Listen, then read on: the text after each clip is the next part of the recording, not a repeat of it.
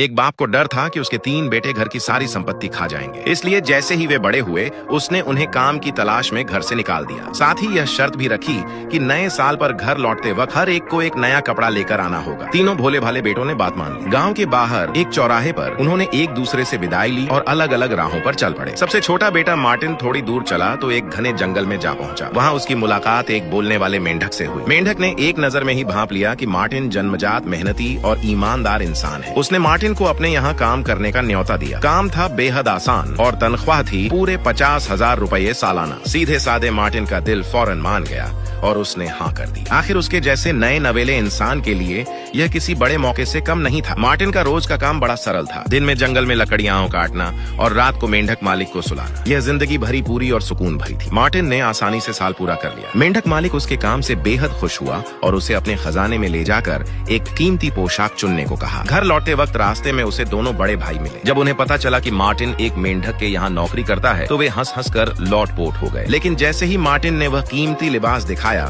दोनों के चेहरे पीले पड़ गए और दिल में जलन भर आई। तीनों भाइयों ने मिलकर नया साल मनाया। लेकिन अगले ही दिन बाप ने फिर उन्हें काम पर जाने की जल्दी मचा दी। इस बार शर्त थी साल के अंत तक एक एक घड़ा अंगूर की शराब लेकर आना। तीनों फिर से चौराहे पर मिले, विदाई ली और अपनी अपनी राह पकड़ ली। चालाक मेंढक पहले से ही मार्टिन का इंतजार कर रहा था। अच्छी तनख्वाह की लालच में मार्टिन ने फिर से काम शुरू कर दिया। एक और साल बीत गया। इस बार मेंढक मालिक ने उसे एक शीशी दी और कहा कि खजाने से अपनी पसंद की शराब भर ले। तीनों भाई फिर मिले। दोनों बड़े भाइयों ने जब देखा कि मार्टिन के हाथ में बस एक छोटी सी शीशी है तो मजाक उड़ाने लगे। मगर मार्टिन बिल्कुल शांत था क्योंकि वह जानता था कि अब उनके मुंह बंद हो जाएंगे। और सच में वह शीशी जादुई थी। उसमें से शराब कभी खत्म ही नहीं होती थी। दोनों भाइयों के चेहरे देखने लायक थे। नया साल बीतते ही बाप ने तीनों को फिर बाहर धकेल दिया। इस बार की मांग सबसे कठिन थी। हर एक को एक एक बीवी लेकर आनी थी। तीनों फिर गाँव के बाहर मिले, अलविदा कहा। मार्टिन एक बार फिर मेंढक मालिक के पास लौटा, पर इस बार वह उदास था। मेंढक ने सब सुना और बोला, चिंता मत कर, साल के अंत तक तेरी बीवी का इंतजाम हो जाएगा। कहते हैं 100 कदम खुद चलने से बेहतर है एक कदम किसी की मदद का। इस बार मेंढक मालिक ने आदेश दिया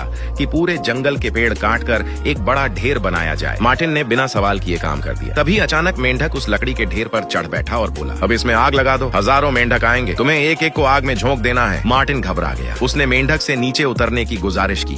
उसे डर था कि मालिक जल गए तो तनख्वाह कौन देगा। मगर मेंढक ने मना कर दिया और बोला, अगर आग नहीं लगाई तो तुम्हें निकाल दूंगा। मार्टिन ने मन महसूस कर आग लगा दी। देखते देखते हजारों मेंढक आ गए। मार्टिन ने फुर्ती से सबको आग में झोंक दिया, पर अगले ही पल पूरा ढेर और मेंढक मालिक दोनों राख हो गए। मार्टिन का दिल बैठ गया। वह जमीन पर निढाल होकर सो गया। आधी रात को एक महल प्रकट हुआ और मेंढक मालिक एक सुंदर राजकुमारी बन गई। दरअसल राजकुमारी पर एक बुरा श्राप था जिसने उसे मेंढक बना दिया था। श्राप टूटने की एक ही शर्त थी, कोई ईमानदार और भरोसेमंद लड़का उसे आग में जलाए। यह जानकर मार्टिन बेहद खुश हुआ। राजकुमारी ने उसकी बाहों में आकर कहा कि वह उससे विवाह करना चाहती है। बड़े भाई ईर्ष्या से जल उठे, पर राजकुमारी ने उन्हें सोने की थैलियां देकर सब मनमुटाव दूर कर दिया। फिर मार्टिन और राजकुमारी का भव्य विवाह हुआ। मार्टिन नया राजा बना और वे दोनों सुख से जीवन बिताने लगे।